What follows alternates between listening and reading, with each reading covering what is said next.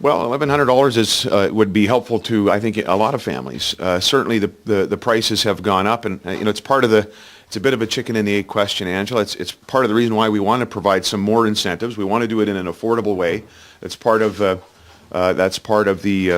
balanced budget approach we have, but to provide again some real incentives for folks to buy a new home. We've done other things as well.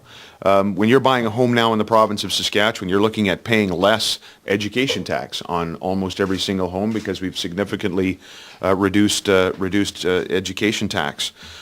So again, it's an entire spectrum of things we've tried to do to address this issue. Again, I think there's indications that this is there's some success. I would say that the cost of housing in the province of Saskatchewan still is a challenge.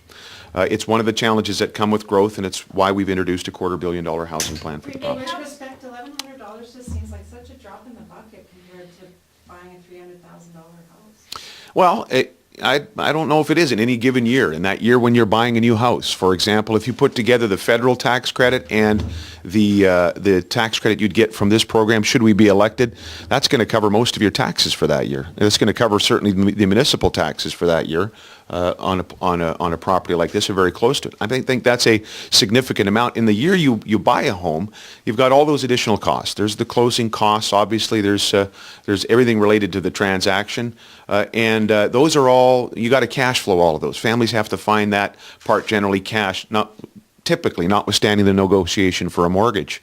So I think when you're helping with real dollars months later in terms of your taxes, I think it adds to the incentive to buy a new home. Are you working with mortgage brokers or someone? Because someone buying a house in August has to wait a good 6-7 months to access that money in April. It's not money in their pocket to say I can afford even $150,000 home, because it's not like it's money down. It's not accessible to them until the house is bought. Right. Well, it would be at the time of whenever you're going to get this back when you file when you get your tax refund back. So it's a spring year. Well, I think it does help. I mean, I plan for what might happen with respect to a tax refund. I think a lot of families do, and if you know there's going to be that much more available, I think that is a help. But it's not a help if you don't pay tax, right?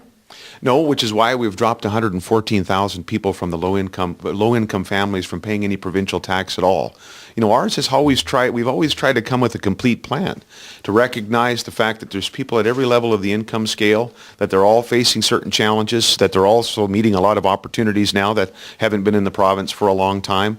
And so you're absolutely right to say if people aren't paying any provincial income tax, this particular incentive isn't going to be a help. However, it's very likely that they've been recently dropped from the income tax rolls, from the provincial income tax rolls, because of the increase in the basic exemption and the child tax credit.